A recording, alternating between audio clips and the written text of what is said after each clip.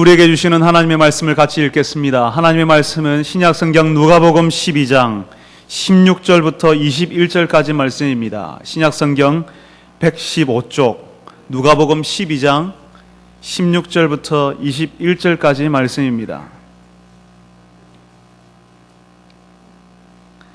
여러분, 성경을 찾으면서 성경을 넘기는 소리가 참 듣기 좋습니다. 누가복음 12장 16절부터 21절까지 말씀, 자고 한번 교독하도록 하겠습니다. 제가 먼저 16절을 읽습니다. 또 비유로 그들에게 말하여 이르시되 한 부자가 그 밭에 소출이 풍성하매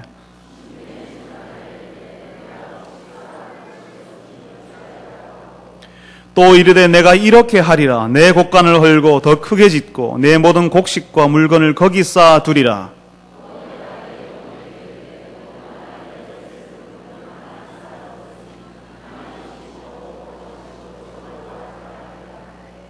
하나님은 이르시되 어리석은 자여, 오늘 밤에 내 영혼을 도로 찾으리니 그러면 내 준비한 것이 누구의 것이 되겠느냐 하셨으니 자기를 위하여 재물을 쌓아두고 하나님께 대하여 부요하지 못한 자가 이와 같으니라. 아멘. 할렐루야 찬양대에서 하나님께 찬양을 올려드리겠습니다.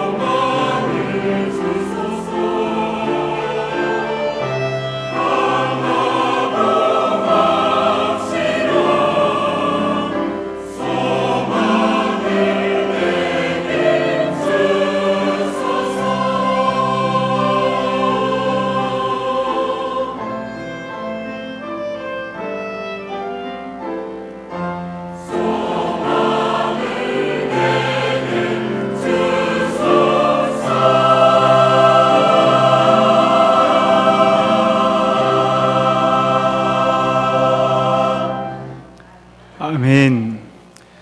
거룩하신 하나님, 소망 없는 세상에서 소망이신 하나님을 바라보며 살게 하여 주옵소서. 우리에게 소망을 허락하여 주옵소서. 소망 되신 예수 그리스도의 은혜가 우리 가운데 늘 충만케 하여 주옵소서. 주님, 오늘도 저희들이 주의 말씀을 듣습니다. 이 말씀을 들을 때에 저희들의 눈을 열어주시고 귀를 열어주시고 마음을 열어주셔서 하나님께서 우리에게 말씀하시는 것을 들을 수 있게 하여 주옵소서. 예수님의 이름으로 기도합니다. 아멘.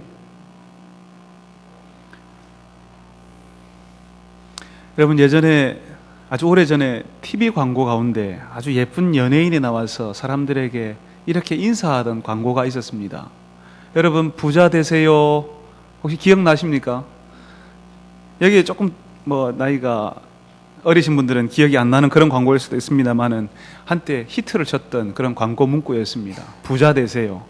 많은 사람들에게 부자 되라는 말은 정말 축복의 말입니다. 그리고 요즘도요, 어떤 가게에 가면 센스 있는 가게 주인은 이제 떠나는 그 손님을 향하여서 등 뒤를 보면서 부자 되세요라고 이야기를 합니다. 그러면 그 손님들이 얼마나 좋아하는지 모릅니다. 마음속에 다 그런 마음 갖고 있거든요. 부자 되고 싶어 하는 마음. 사실은 이 땅에 많은 사람들이 그런 사람이 되고 싶습니다. 부자가 되고 싶어 합니다. 어떤 성도의 기도 제목 가운데는 부자가 되게 해달라는 기도 제목이 분명히 있을 겁니다. 여기서 이 땅에서 돈을 좀 많이 벌어서 하나님을 위해서 열심히 살겠습니다. 부자 되게 해주십시오. 그렇게 기도하는 성도들이 분명히 있을 겁니다. 오늘 서로 한번 원색적으로 한번 축복해 보셨으면 좋겠습니다. 여러분, 옆에 계신 분에게, 뒤에 계신 분들에게 한번 이렇게 축복해 주십시오. 부자 되시길 바랍니다. 이 한 번만 더 하십시오. 부자 되시길 바랍니다. 제가 우리 교회 부임하고 나서요, 서로 축복하며 인사했는데 이렇게 크고 신나게 하시는 거 처음 봤습니다. 사실은 우리 마음 가운데 그런 마음이 있거든요. 우리 마음 가운데 부자 되고 싶어 하는 마음. 그래서 하나님 일들을 정말 마음껏 하고 싶어 하는 마음이 우리 가운데 사실은 있습니다. 그렇지만 여러분들이 아시는 것처럼 부자는 웬만한 사람보다 훨씬 많은 노력을 하는 사람들이더라고요. 남들이 보지 못하는 재물의 흐름을 꿰뚫어 보는 사람들인 것 같습니다. TV에서는 이 부자들이 흥청망청 자기 관리도 하지 못하고 마음대로 사는 것 같은데, 우리 현실에서 만나는 부자들은요, 흥청망청 사는 사람 제가 별로 보지 못했습니다. 철저하게 자기 관리 끝내주게 하는 사람들이 다 부자들이었습니다. 그런데 오늘 그런 부자 이야기를 예수님이 해주십니다. 예수님이 이야기를 하시는데 아주 행복한 고민에 빠져있는 부자의 이야기를 해주십니다. 이 부자는 이 해에 소득이 너무 많아져서요, 이걸 어떻게 처리해야 될지 모르는 정말 행복한 고민을 하고 있습니다. 아마 이 부자는 열심히 자신의 사업장을 돌아보았을 겁니다. 그리고 자신의 농토를 잘 관리해야 했을 겁니다. 그래서 그에 난 소득은, 생산량은 열심히 노력했던 그 노력의 대가라고 볼 수가 있습니다. 대부분의 사람들이 그렇지만요, 한 해 판매가 잘 되었고, 한 해 장사가 잘 되었고, 한 해 생산이 많다고 해서 그냥 그걸로 끝난 건 아니죠. 그죠? 한 해 잘 되었으면 그것 가지고 다음 해를 준비하고 또 투자하지 않습니까? 그게 보통 부자들이 하는 일입니다. 지금 우리가 읽었던 이 성경의 이 부자도 곡간을 크게 짓고, 그래서 자신이 노력해서 얻었던 이 재물이 허술하게 빠져나가지 않도록 막으려고 하고 있습니다. 이 사람은 분명히 자기 관리를 잘하는 사람, 앞일을 내다보는 사람, 자기 관리가 투철한 사람, 그런 사람이라는 겁니다. 누가 보더라도 이 사람은 열심히 사는 사람이죠. 아주 남들 보기에 부러운 사람인 것은 분명합니다. 그리고 세상 많은 사람들이, 우리도 금방 그렇게 축복하며 기대했지만 이런 종류의 사람들, 이 되기를 원하고 있습니다. 그런데 하나님께서요, 이 부자를 향해서 어리석다라고 이야기하십니다. 좀 이상하지 않습니까? 열심히 노력하고 연구하는 사람입니다. 그리고 열심히 연구하고 노력해서 밤에 잠은 자지 않고 새벽에 일찍 일어나서 많은 것을 거두었던 이 사람을 향하여서 잘했다라고 하는 것이 아니라 어리석다고 말씀하시는 하나님이 좀 너무하신 것 아닙니까? 이 사람은 불로소득을 바라지도 않았습니다. 남들처럼 하늘에서 먹을 것이 떨어지길 기다리면서 입 벌리고 그냥 가만히 누워있는 그런 사람 아니었습니다. 불로소득을 바라지도 않았고 로또 복권을 여러 장 사서 긁어보는 그런 사람 아니었고, 허송세월을 하지도 않은 그런 사람이었습니다. 그런데 이 부자에게 하나님께서 어리석다고 말하는 이유가 뭘까요? 이 땅이 어떤 사람보다 열심히 사는 사람, 이 땅이 어떤 사람보다 열심히 살고 미래를 생각하고 꿈을 꾸고 자기의 것을 잘 관리해왔던 이 사람을 향하여서 하나님이 어리석다라고 말하면 이 땅에 어떤 사람도 어리석지 않은 사람이 누가 있겠습니까? 그런데 하나님께서는요, 참 냉정하게 평가하십니다. 이 사람을 향하여서 20절에 그렇게 이야기하시죠. 어리석은 자여, 어리석은 자여라고 말씀하십니다. 세상에 수많은 사람들이 그렇게 생각합니다. 많은 걸 소유하고 있으면, 앞으로 쓸 걸 많이 쌓아놓고 있으면 뭐 근심 걱정이 있겠나? 그리고 마음에 자신의 영혼이 아주 평안해질 거라고 생각한다는 것입니다. 이 땅 위에 많은 것을 쌓아놓고 내 이름으로 된 많은 건물과 땅이 있으면 내 마음에 근심도 없어지고 내 영혼도 자연히 평안해질 거라고 생각하는 것에 대해서 하나님께서는 어리석은 사람, 어리석다라고 말씀하신다는 것입니다. 또 그렇게 열심히 노력해서 모으고 쌓아두었는데 정작 오늘 밤에라도 하나님께서 우리 영혼을 불러가시면 그렇게 열심히 노력해서 모아놓은 것, 쌓아놓은 것들이 어떻게 되겠냐라고 하나님께서 물으신다는 것입니다. 오늘 우리가 읽었던 성경에 나오는 이 부자는 자신이 세웠던 사업 계획이 있었습니다. 투자 계획도 있었습니다. 빛나듯이 펼쳐진 미래를 꿈꾸고 있습니다. 그런데요, 이 부자가 몰랐던 게 있었습니다. 이 부자는 자신이 세웠던 그 사업 계획과 투자 계획과 빛나듯이 펼쳐진 그 미래가 자신에게 속해 있는 것이 아니라 하나님께 속해 있는 영역이라는 사실을 몰랐다는 것입니다. 많은 사람들이 이렇게 지금도 오해하고 있습니다. 우리가 많은 계획을 세웁니다. 많은 계획을 세우고 우리가 꿈도 꿉니다. 앞으로 이렇게 하리라, 저렇게 하리라. 더 나은 생활을 위해서 미래를 통해서 우리에게 더 나은 생활을 보장받기 위해서 우리는 재물을 투자하지만 우리가 세우는 그것이, 우리가 생각하는 그것이, 우리가 꿈꾸는 그것이 사실은 우리의 것이 아니라 하나님의 것이라는 것입니다. 하나님의 영역이라는 것입니다. 사실은 부자가 이 사실을 몰랐기 때문에 마치 자기가 꿈을 꾸면 다 되는 것처럼, 자기가 계획을 세우면 다 되는 것처럼, 자기가 투자하면 모든 것이 제대로 이루어지는 것처럼 생각하는 그 사실에 대해서 이 사람을 향하여서 예수님은 어리석은 사람이라고 부르고 있는 것입니다. 그런데 문제는요, 정작 이 부자는 자기가 어리석다는 사실을 모릅니다. 지금 떵떵거리면서요, 내 마음이 평안하다, 평안히 먹고 즐기자라고 마치 이날은 세상의 모든 것을 다 가진 사람처럼 그렇게 행동한다는 것입니다. 하나님은 이 사람을 향하여서 어리석다라고 말하는데 자신은 결코 자신이 어리석다는 생각을 못하고 있습니다. 왜 모를까요? 왜 이 사람은 재물을 모으는 것이 사람의 마음, 자신의 영혼의 평안과는 상관이 없다는 사실을 왜 모를까요? 왜 이 사람은 어느 날 하나님이 자신을 불러가시면 자신이 그렇게 공들인 재물이 아무 의미 없는 것이 될 수도 있다는 사실을 왜 모를까요? 대부분의 사람들은 이 부자처럼 생각합니다. 이 부자처럼 많은 것을 모으면서 살면 행복해질 것으로, 마음이 평안해질 것으로, 영혼에 근심이 없을 것으로 생각합니다. 이 땅의 모든 사람들이 그렇게 살기 때문에 이 부자도 그렇고 우리도 그렇고 그러면 많이 모아야 된다고 생각하고 그렇게 살면 괜찮아질 거라고 생각하는 것입니다. 그래서 이 부자도 다른 사람처럼 다 똑같이 사니까 자기도 그렇게 살았을 뿐입니다. 그래서 하나님이 어리석다고 말하는 사실을 몰랐다는 것입니다. 왜냐하면 이 땅의 모든 사람들이, 대부분의 사람들이 그렇게 살고 있기 때문에 자기의 삶이 이상하지 않은 것입니다. 사람들은 다른 사람들이 어떻게 사는지에 대해서 그렇게 관심을 가집니다.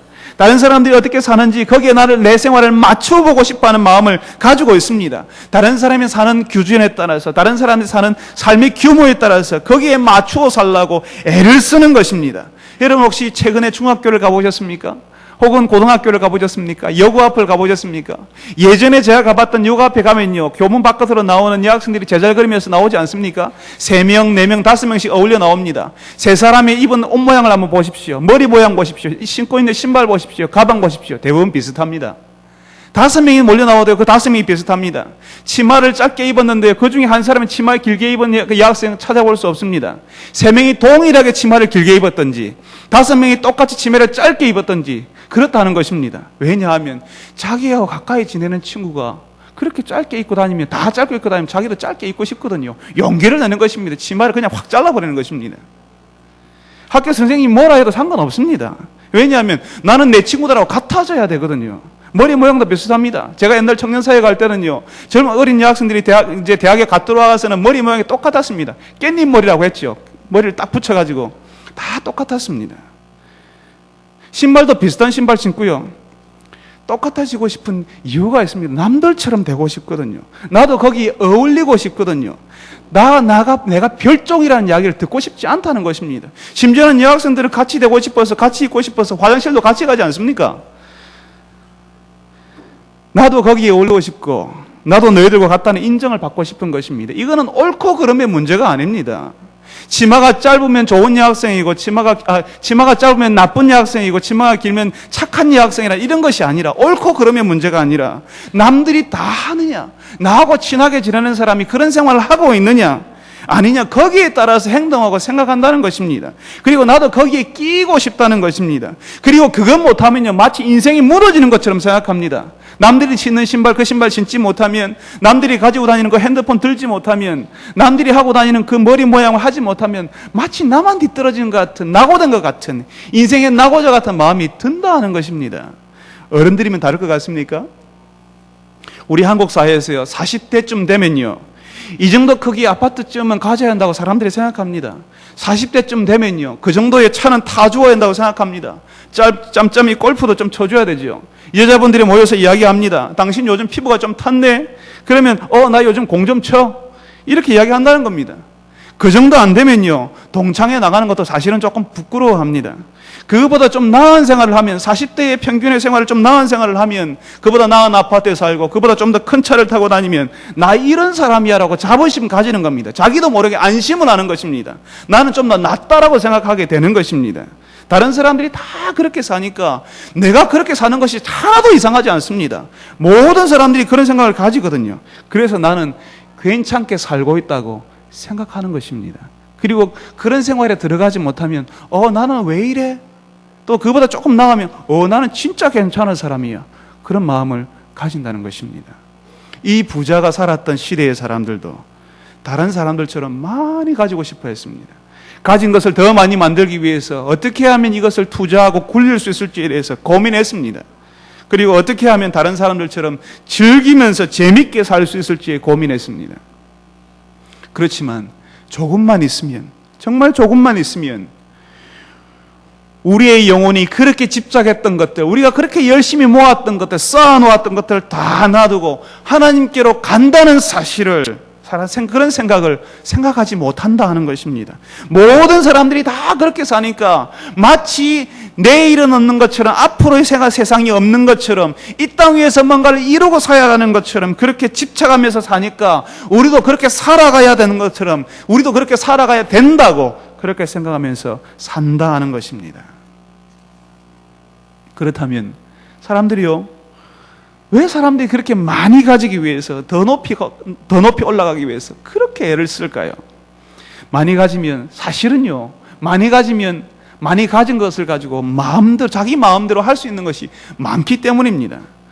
권력을 가지면요, 재물을 가지면요, 그게 힘이 되지 않습니까?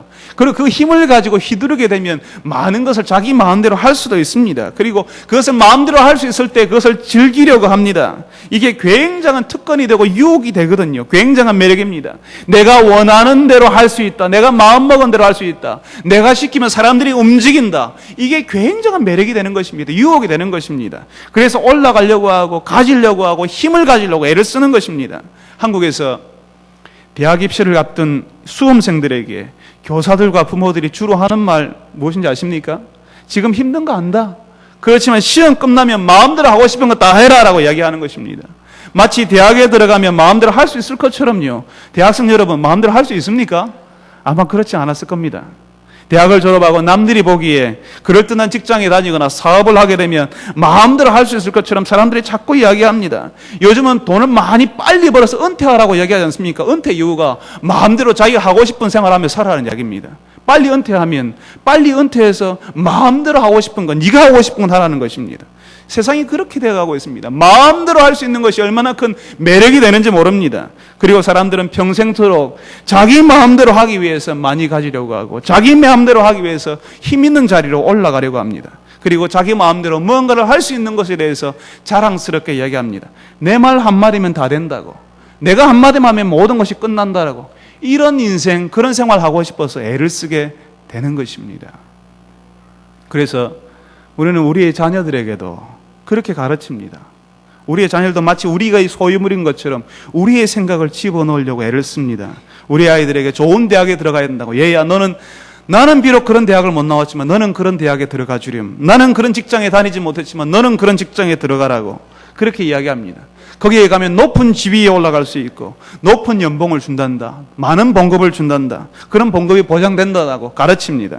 그리고 사람들이 사실은 좋은 대학 다니는 사람 좋아한단다. 좋은 직장에 다니는 사람을 좋아한다고 은연중에 가르쳐 줍니다.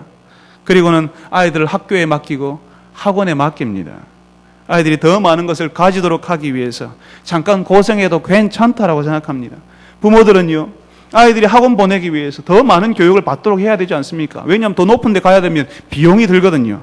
그 비용을 만들기 위해서, 학원 다닐 비용, 아이들이 더 좋은 교육을 받을 비용을 만들기 위해서 남자는 남자대로 벌고 여자들은 여자대로 벌고 맞벌이 하면서 정신없습니다. 바쁘게 삽니다. 시간 없다고 이야기합니다. 교회 올 시간도 없어요. 돈 벌어야 되거든요. 아이들에게 학원비 돼야 되거든요. 많이 가지기 위해서, 많이 벌기 위해서 거기서 정말 중요한 것을 잃어버리고 있다는 사실을 모르는 사람들이 참 많습니다. 예전에 제가 미국에서 만났던 한 성도가 있었습니다. 이 성도가 미국에 이민 왔는데요, 아이들이 어릴 때 이민 왔습니다. 이민 와서 살아보기 위해서 얼마나 노력했겠습니까? 한국에서 아무리 잘 나가는 사람도요, 미국에서 다른 사회에서 살아남기 위해서는 밑바닥부터 생활합니다. 밑바닥보다 말도 안 통하는 사회에서 살아남기 위해서 얼마나 열심히 일을 했겠습니까? 아이들이 어릴 때 놀아달라고 아빠 좀 놀아주세요 하는데 그때는 마음에 여유가 없습니다. 놀아줄 수가 없거든요. 또 바쁘기도 하고요. 놀아줘야 되는데 먹고 살아야 되니까 아이들을 돌아보지를 못하는 것입니다. 아이들이 이제 학교에 들어갑니다. 학교에 들어가면 미국 학교 가지 않습니까? 영어를 합니다. 영어를 학교에 적응해야 되니까 영어를 잘해야 됩니다. 그러니까 어쩔 수 없이 영어를 하는 거죠. 그런데 집에서는 아빠 보기 힘들잖아요. 엄마도 없어요. 둘 다 같이 나가서 맞벌이 해야 되거든요. 그러니까 아이들이 한국말을 잊어버리는 것입니다. 영어는 끝내주게 하지만 한국말은 다 잊어버립니다. 세탁소하며 자영업을 하는 부모들이 아무리 영어 잘한다 하더라도 아이들이 학교에서 배우는 영어, 감정이 통하는 영어를 할 수는 없는 것입니다. 아이들이 이제 다 커가지고 영어를 가지고 대화도 안 되고 한국말을 아이들이 못하니까 대화가 안 되는 것입니다. 제대로 대화가 될 수가 없는 것입니다. 이제 열심히 노력해서 살만해져서 아이들을 대학을 보냈는데 대학 가면 미국에서는 다 집을 떠나거든요. 그 학교에서 집에다 전화할 때는 돈 보내달라고 전화하는 것입니다. 그저는 통하지 않습니다. 말이 안 되거든요. 방학이 되면 아이들이 집에 옵니다. 집에 왔지만 아이들이 하는 말이 딱 몇 마디밖에 없습니다. 밥 먹었니? 잘 자라. 한 지붕 밑에 살지만 전혀 감정의 교류가, 같은 식구지만 내 아들이지만 내 딸이지만 감정의 교류가 일어나지 않습니다. 아빠는 영어를 하지만 감정을 통하는 영어는 배우지 못했거든요. 아이들은 한국말을 하지 못합니다. 그 성도는 왜 어릴 때에, 우리 아이들이 어릴 때 더 아이들에게 관심을 가져주지 못했는지, 왜 시간을 가져주지 못했는지 너무너무 안타깝다고 아쉬워하는 이야기를 제 앞에서 하던 것을 제가 보았습니다. 얼마나 많은 사람들이 많이 가지기 위해서 관계를 포기하고 있는지 모릅니다. 많이 가질 수만 있으면 자녀들에게 조금 신경 쓰지 못해도 괜찮다고 생각합니다. 많이 가질 수만 있으면 하나님을 생각하는 것도, 자신의 영혼에 대해서 고민하는 것도 나중에 해도 된다고 생각합니다. 누가 그렇게 가르쳐 주었습니까? 많이 가질 수만 있으면 내 영혼에 대해서 늦게 생각해도 된다고, 조금 여유가 있을 때, 내가 다 벌어놓고 은퇴하고 됐을 때에 그때 다시 생각해 보자고 합니다. 지금은 마음의 여유도 없고 너무 바쁘니까 나중에 찾아오라고 이야기합니다. 그렇지만 솔직하게 이야기해 보십시오. 우리가 언제 여유가 있었던 데가 있었습니까?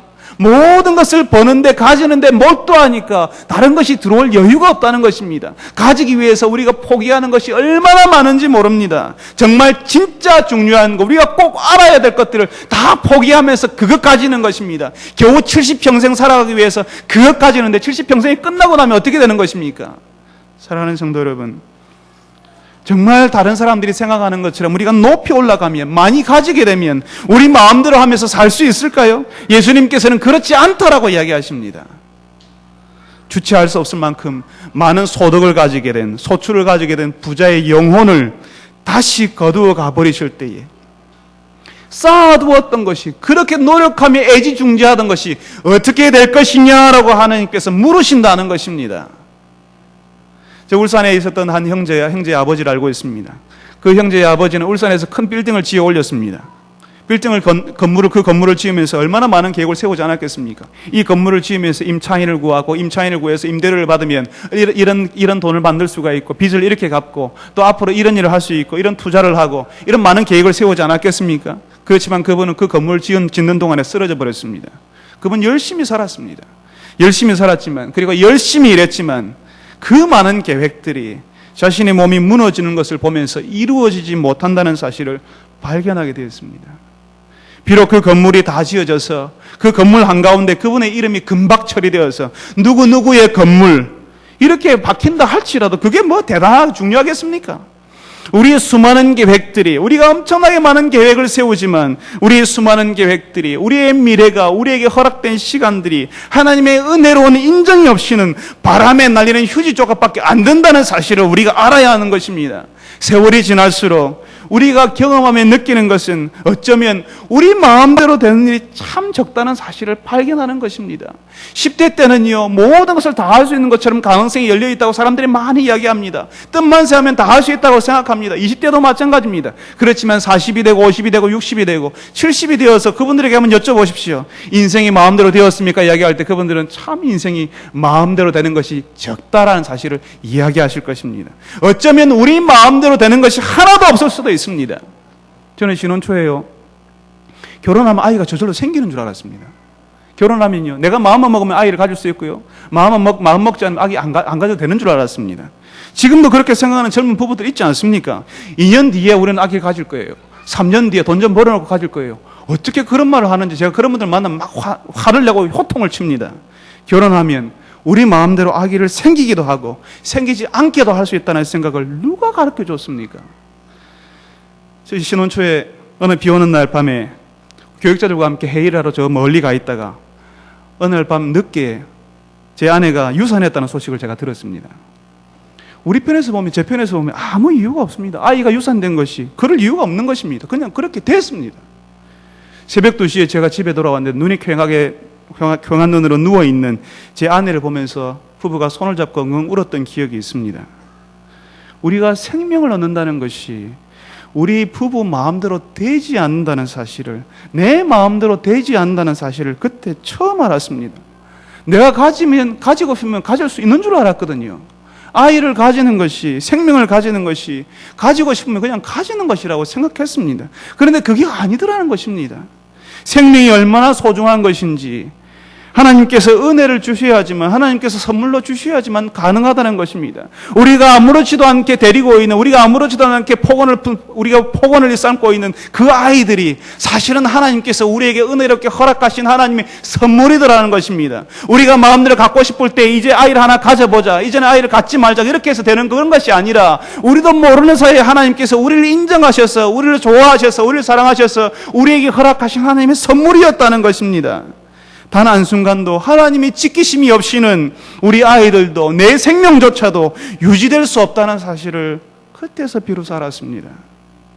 우리가 살아가는 모든 순간이, 우리가 살아가는 모든 순간순간이 사실은 내가 숨을 쉬고 내가 뭔가를 하고 있는 것 같지만 사실은 하나님께서 우리에게 허락하시는 소중한 하나님의 선물들의 순간이라는 것입니다. 사실은 다 하나님의 은혜더라 하는 것입니다. 여러분, 그렇다면 우리는 어떻게 해야 되겠습니까? 많이 가지기 위해 살아왔는데요, 높이 올라가기 위해 올라가게 살아왔는데 이제 가진 것 같아서 좀 즐겨보려고 하는데 하나님은 그걸 어리석다고 말하면 그럼 도대체 어떻게 하라는 말입니까? 사람 마음대로 되는 것도 하나도 없다 하고 하나님의 은혜를 구해야 한다고 이야기하는데 그러면 어떻게 하라는 이야기입니까? 여러분, 많이 가지는 거 그건 문제 아닙니다. 우리가 많이 가지기 위해서 노력할 필요도 있습니다. 그렇지만 중요한 것은 많이 가지는 것 때문에 문제가 일어나는 것이 아니라 하나님이 우리에게 주시는 그 우리 인생의 의미, 하나님께서 우리에게 시간을 주시고 인생을 주시는데 왜 이 땅에 우리를 보내셨는지 우리의 목적을 모르기 때문에 우리에게 문제가 생기는 것입니다. 그래서 재물이 목적이 되고 높이 올라가는 것이 목적이 되기 때문에 문제라는 것입니다. 우리의 목적을 알 때 우리의 목적, 우리의 인생의 의미로 우리가 바로 할 때에 우리의 모든 문제가 편안하게 해결될 수가 있습니다. 우리가 어떤 사람인지, 우리를 부르시는 하나님께서 어떤 분이신지 우리가 알 때에 비로소 그때 우리가 이 땅 위에서 어떻게 살아야 하는지도 나오는 것입니다. 그제서야 비로소 우리가 가지고 있는 이 재물, 우리가 그렇게 열심히 모았던 이 재물이 의미를 가지게 되는 것입니다. 우리가 지금 하고 있는 직업이, 건축하는 것이, 직장에 다니는 것이, 내가 지금 하고 있는 가게가 의미가 있게 되는 것입니다. 지금 내가 하고 있는 이 공부가 의미가 있게 되는 것입니다. 내가 그렇게 가려고 하는 대학이 그 다음부터 의미가 생기게 되는 것입니다. 열심히 하기는 했지만 의미 없이, 결국에는 아무 의미 없이 끝나버린 일이 한두 가지가 아니지 않습니까? 옛날에 속담이 있죠. 공든탑이 무너지랴. 저는 공든탑이 무너지는 거 수업 봤습니다. 여러분 그렇지 않습니까? 인생을 지나면서 열심히 노력했는데 아무 의미 없이 그냥 시부직하게 끝나버린 일들이 참 많이 있습니다. 열심히 했지만은 그 열심히 한 대가가 나타나지 않는 일들이 얼마나 많습니까? 여자분들이 설거지하는 것 때문에, 음식 차리는 것 때문에 힘겨워하는 이유가 있습니다. 설거지하는 일이, 음식 차리는 일이 막 공사판에 가서 곡괭이를 쥐고 삽질을 하면서 땀을 무지막지하게 흘리는 그 막노동이라서, 음식 차리는 일이, 설거지하는 일이 그렇게 땀을 뻘뻘 흘리는 일이라서 힘든 것이 아니라, 아침에 차리면 또 차려야 되잖아요. 점심때. 점심에 차리면 또 저녁에 또 차려야 되잖아요. 남편이 오는 게 짜증나죠, 그죠? 또 차리고 또 차려야 되니까 아침에 일어나면 또 차려줘야 됩니다. 음식 차리고 나면 또 씻어야 되잖아요. 한 번만 씻고 안 씻으면 되는데 점심때 또 씻어야 되고 저녁에 또 씻어야 됩니다. 그 다음 날도, 또 그 다음 날도, 또 그 다음 날도 영원히 계속될지도 모르는 이 반복성, 아무 의미 없이 계속 반복되는 이 반복 때문에 더 이게 힘이 든다는 이야기입니다. 무지막지하게 힘들기 때문에, 땀이 뻘뻘 나서 힘들기 때문에 힘든 것이 아니라 의미 없이 반복되는 그것 때문에 힘들다는 것이죠. 의미를 모르기 때문에 왜 내가 이런 설거지를 하고, 내가 왜 이 밥을 하고, 왜 내가 음식을 해야 되는지 그걸 모르기 때문에 힘이 든다는 것입니다. 그렇지만 이 의미를 알게 되면, 목적을 알게 되면 달라지는 것이죠.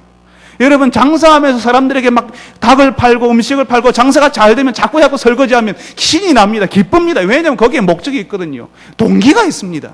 그런데 집에서는 그렇게 지겹거든요. 막 끝이 납니다. 힘듭니다. 그 남편 보고 괜히 짜증이 나는 거죠. 또 일찍 들어왔다고. 목적과 의미를 알게 될 때 우리 인생이 달라지는 것입니다. 그 목적과 의미에 대해서 성경은 하나님을 아는 것이라고 말합니다. 우리가 읽었던 성경에서는 자기를 위해서 재물을 쌓아두었지만 하나님께 대해서는 부요치 못한 사람, 이 사람을 가르쳐서 어리석은 사람이라고 말합니다. 다시 말하면 세상에 좋은 것, 세상에 맛있는 것은 줄줄이 깨고 있으면서 저 집이 맛있다, 저 집이 맛있다, 이리 가면 맛있다, 저 집에 가면 굉장한 일이 있다, 저기 가면 좋은 게 있다, 저기 가면 풍경이 굉장하더라, 줄줄이 깨고 있죠, 그죠? 그렇지만 하나님에 대해서는 하나도 모르고 있는 것에 대해서 어리석은 사람이다 라고 말하는 것입니다.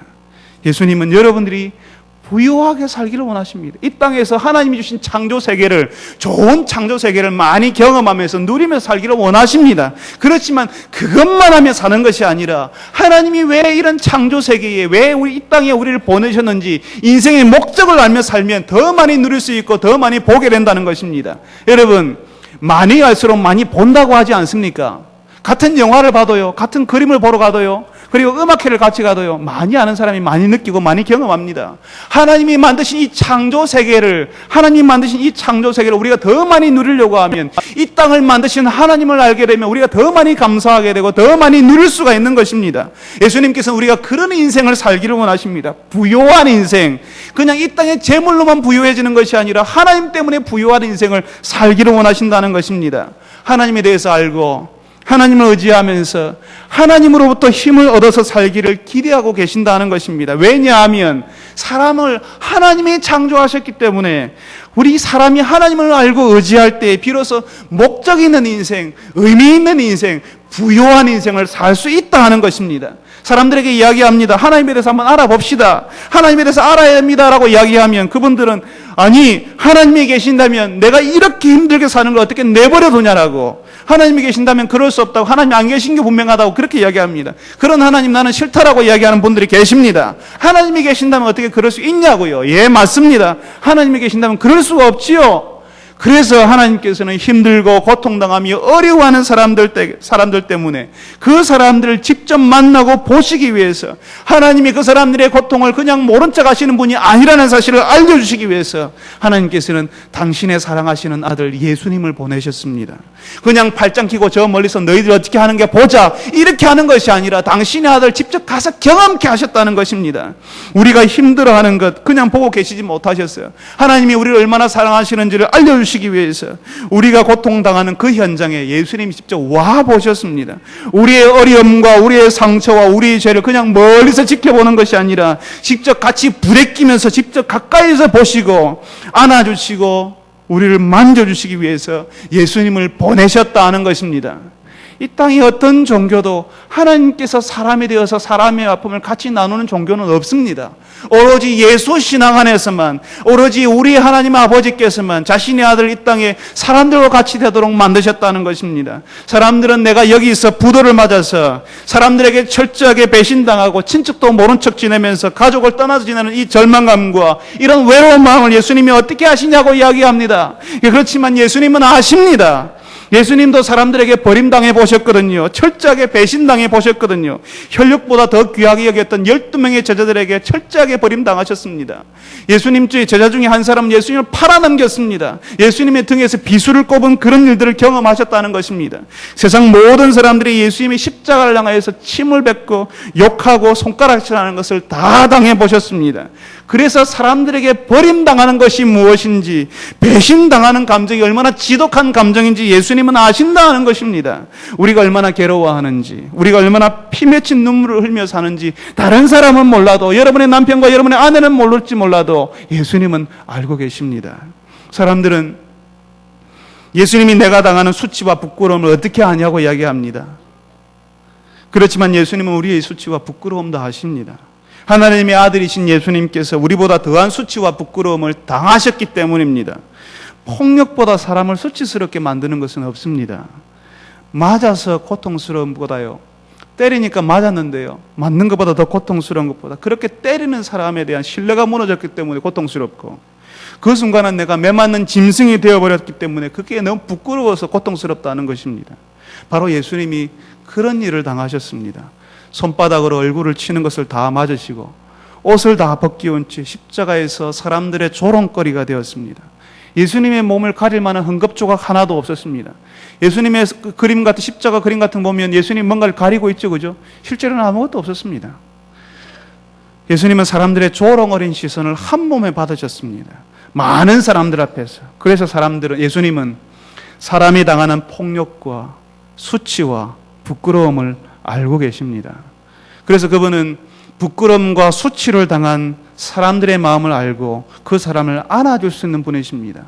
다른 어떤 신은 그 사람들의 어떤 일을 경험하는지 모르기 때문에 사람들을 안아줄 수 없지만 우리 예수님께서는 그런 일을 직접 경험해 보신 분이기 때문에, 우리가 얼마나 힘든지를 아는 분이기 때문에 우리를 안아줄 수 있고 우리와 공감하시는 분이라는 것입니다. 예수님께서 친히 그 일을 당해 보셨기 때문입니다. 그 예수님께서 힘겨워하시는 여러분들을 위로하기를 원하십니다. 그리고 그 예수님께서는 여러분이 가는 그 인생길을 부욕해 하기를 원하시고 그 인생길을 함께 가기를 원하신다는 것입니다. 이 예수님을 우리가 알 때에 하나님께 대한 우리의 인생이 부요해지고 달라질 수가 있습니다. 저는 지금도 또렷이 기억하고 있습니다. 기독교는요, 사람이 만들어낸 종교잖아요. 사람이 불안해서 그거 해결하려고 만들어낸 거 아닙니까? 라고 그렇게 주장하던 여자 성도가 있었습니다. 교회 안에서요. 저 앞에서 그렇게 이야기하시대요. 그런데 그분이 몇 개월이 지나지 않아서 여러 사람이 모인 자리에서 울면서 이야기했습니다. 하나님께 너무 죄송하고 너무 감사하다고요. 이렇게 늦게라도 하나님을 알게 해주셔서 너무 기쁘다고 말했습니다. 그 아들들이 저에게 와서 이야기했습니다. 자기 엄마가 변했다고요. 그전에는 화를 많이 내고 신경질적이었는데 지금은 너무너무 많이 웃고 자기들을 좋아한다는 겁니다. 사랑하는 성도 여러분, 이런 일들은 우리가 예수님을 알게 될 때 우리의 위로자, 하나님이 우리에게 보내신 위로자 예수님을 알게 될 때 찾아오게 되는 일입니다. 우리가 하나님께 부요하게 되었을 때에 우리가 경험하게 되는 일이라는 것입니다. 우리의 인생이 변하고 우리의 시각이 변하고 우리의 가치관이 변하고 우리의 모든 것들이 변하게 되어 있습니다. 많이 가지기 위해서 살았을 때는 얻을 수 없는 것들을 보게 되고 경험하게 된다는 것입니다. 그럴 때 목사님, 그러면 하나님께 부여하고 싶은데 하나님께 어떻게 하면 부여하게 될 수 있습니까? 여러분, 지금보다 조금만 더 예배에 집중하면 됩니다. 지금보다 조금만 더 여러분 예배에 2분만, 3분만 일찍 오시면 됩니다. 2분만, 3분만 일찍 오셔서 예배를 위해서 기도하시면 됩니다. 지금보다 조금만 더 말씀을 집중해서 들으시면 됩니다. 지금보다 조금만 더, 한 번만 더 기도의 모임에 참석하시면 됩니다. 여러분들이 예배에 조금만 더 집중하고 하나님의 말씀을 들을 때 하나님께서 나에게 말씀하시기를 조금만 더 기대하고, 기도의 모임 가운데 한 번도 내가 기도의 모임에 가보지 않았지만 이제 한번 기도의 모임에 한번 가보리란 마음 먹었을 때에 어느 여러분 가운데 임하시는 하나님의 은혜를 여러분들이 경험하고 계실 것입니다. 하나님께 부여하게 되는 것 그렇게 큰 것 아닙니다. 어려운 것 아닙니다. 우리가 2분, 3분만 예배에 일찍 와서 하나님께서 이 예배 가운데 함께하여 주시기를 기도할 때에 조금만 더 집중해서, 지금보다는 조금만 더 집중해서 하나님께서 나에게 말씀하여 주시기를 기대하며 말씀을 들을 때에 내가 지금보다 한 번만 더 시간을 내어서 기도하는 시간에 참여해서 교회를 위해서 기도하고 우리의 인생과 나의 자녀와 나의 아내와 가족들을 위해서 기도하기 시작할 때 그때 하나님의 부요하심이 우리 가운데 임하게 되는 것입니다. 우리 목에 그렇게 그런 일이 벌어지는 것입니다. 성도 여러분, 우리는 어른이 되면 어릴 때의 옷차림과 말투를 하지 않습니다. 어른이 되었는데도 어릴 때처럼 10살짜리처럼 혹은 7살짜리처럼 옷을 입고 그런 말투를 하면 부끄럽게 생각하고 어리석은 것으로 생각합니다. 70평생의 시각으로 바라보면 건물 하나 가지는 것, 빌딩 주인 되는 것 대단한 일이지요. 어느 학교를 나온 것, 어느 직위에 올랐는 것, 어떤 자리를 역임하신 분입니다 하면 대단한 것으로 보입니다. 굉장한 것으로 보입니다. 우리는 박수 쳐줄 수 있습니다. 그렇지만 조금만 더 넓은 시각으로 보면, 영원의 시각으로, 하나님의 시각으로 보면 그렇게 중요하게 여겨지지 않는다는 것입니다. 60만 되어 보십시오. 어느 대학 나왔는지 하나도 안 중요해집니다. 70만 되어 보십시오. 옛날에 뭐 했는지, 옛날에 어떤 인생을 살았는지, 얼마나 대단하게 건강하게 살았는지, 얼마나 부자로 살았는지 하나도 안 중요해집니다. 다 공평해지는 것입니다. 70만 지나도 그렇게 되는데 우리의 영혼의 시각에 보게 되면 우리가 빌딩 하나 갖고 있는 것, 어느 땅의 주인인 것 그렇게 중요한 것 아니라는 것입니다. 정말 중요한 것은 하나님께 대해서 우리가 부요하여야 한다는 것입니다. 우리가 70인생을 제대로 재밌게 살아가기 위해서 그렇게 노력하고 애를 쓰는다면 우리가 우리의 영원한 생명을 위해서 준비하는 일이 있어야 하는 것은 너무나 당연한 것 아니겠습니까? 예수님께서는 우리가 살아온 인생을 다시 한번 돌아보기를 원하십니다. 우리가 하나님께 부요한 인생을 살고 있는지를 다시 한번 이 말씀을 통해서 우리가 보기를 원하시는 것입니다. 이 예수님 때문에 새로운 시간, 새로운 인생이 시작되는 것을 경험하기를 원하고 계십니다. 오늘 이 말씀을 들으신 여러분들이 이 땅의 재물에만 부요한 사람, 이 땅의 재물에만 부요하기를 기대하는 사람이 아니라 하나님 때문에, 하나님 안에서 하나님께 대하여서 부요케 되시는 여러분 되시기를 바랍니다. 기도하겠습니다. 거룩하신 아버지 하나님, 오늘도 저희들에게 말씀을 통하여서 우리가 이 땅에서 정말 중요한 것이 무엇이든지 알려주셔서 감사합니다. 아버지 하나님, 우리가 하나님께서 우리에게 이 땅에 보내신 이유와 목적을 알게 하시고 그 의미를 알아서 하나님이 이 땅에 허락하신 수많은 부유함과 풍요함들을 누리며 사는 부유한 인생들이 다 될 수 있도록 도와주시옵소서. 아버지 하나님, 저희들이 주께서 말씀하시는 그 말씀의 의미대로 우리가 감사하는 생활, 풍족하게 누리는 생활, 하나님께로부터 오는 놀라운 변화의 생활, 우리의 인생이 바뀌고 가치관이 바뀌고 인생관이 바뀌는 그런 생활, 우리 가족이 변화되는 생활, 그런 생활 할 수 있도록 도와주옵소서. 예수님의 이름으로 기도합니다. 아멘. 우리 함께 찬송